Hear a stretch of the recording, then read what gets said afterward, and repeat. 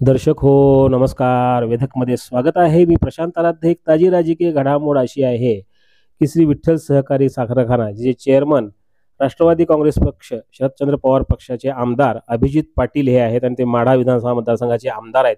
त्यांच्या साखर कारखान्यावर आज भाजपचे ज्येष्ठ नेते आमदार प्रवीण दरेकर जे मुंबई बँकेचे अध्यक्ष पण आहेत आणि मुख्यमंत्री देवेंद्र फडणवीस यांचे अत्यंत निकटवर्ती ते मानले जातात. ते विठ्ठल सहकारी साखर कारखान्यात आले होते आणि त्यांच्या हस्ते साखर कारखान्यामध्ये उत्पादित झालेल्या पहिल्या 5 साखर पोत्यांचं पूजन करण्यात आलं.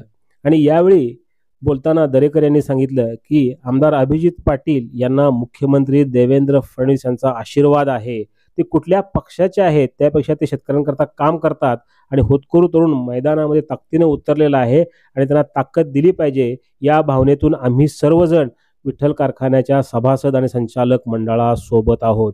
गेल्या काही दिवसापूर्वीच माढा विधानसभा मतदारसंघाचे नेते रणजित सिंह शिंदे व विक्रमसिंह शिंदे जे माजी आमदार बबनदादा शिंदे यांचे चिरंजीव आहेत, त्यांनी भारतीय जनता पक्षामध्ये प्रवेश केलेला आहे आणि ते भाजपचं काम माढा विधानसभा मतदारसंघामध्ये त्यांनी सुरू केलेलं आहे. अशा वेळी अभिजित पाटील जे माढ्याचे आमदार ज्यांनी रणजितसिंह शिंदे यांचा पराभव केला होता, त्यांच्या पाठीशी मात्र भाजपचे नेते खंबीरपणे उभे आहेत ते दिसून येत आहे.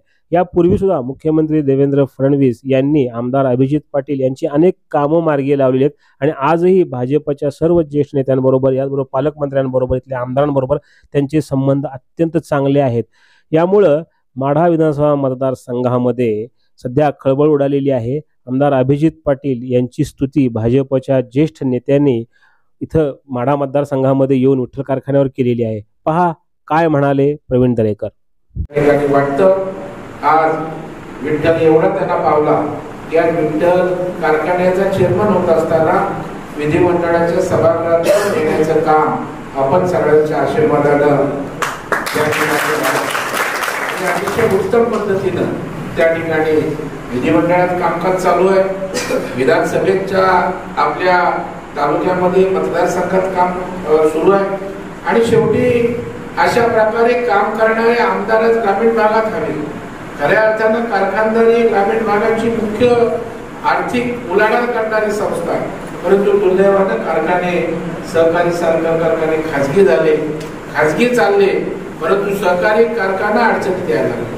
का बाबा, तोच कारखाना, तीच जमीन, तीच मशिनरी खाजगी झाला की चालतो, सहकारी असला की त्या ठिकाणी का चालत नाही, याचं आत्मपरीक्षण केलं पाहिजे.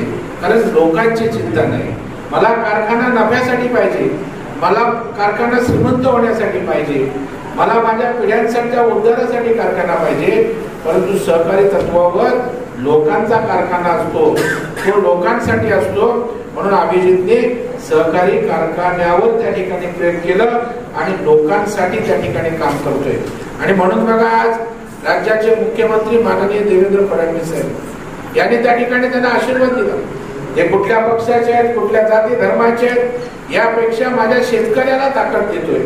माझ्या शेतकऱ्याचा ऊस उत्पादक शेतकरी आहे, त्याला जर कारखाना चालला नाही तर त्याच्यावर आर्थिक संकट येईल, त्याच्या घरचा संसार कसा चालावा त्याच्यावर उपासमारीची पाळी येईल. आणि म्हणून जर एखादा तरुण ताकदीनं त्या ठिकाणी मैदानात उभा असेल तर त्याला ताकद दिली पाहिजे. या भावनेतनं मला वाटतं किती पैसे एनसीडीसीचे 267 कोटी रुपये माननीय मुख्यमंत्र्यांनी दिले आणि त्याच्यात आर्थिक सक्षम हा कारखाना झालाय. मला वाटतं अत्यंत चांगलं व्यवस्थापन आहे. आपल्या सगळ्यांचा आशीर्वाद त्यांच्या पाठीशी राहू, ते आणखी या ठिकाणी मोठे होऊ आणि इथल्या शेतकऱ्यांची चांगल्या पद्धतीनं त्यांच्या हातून सेवा व्हावी.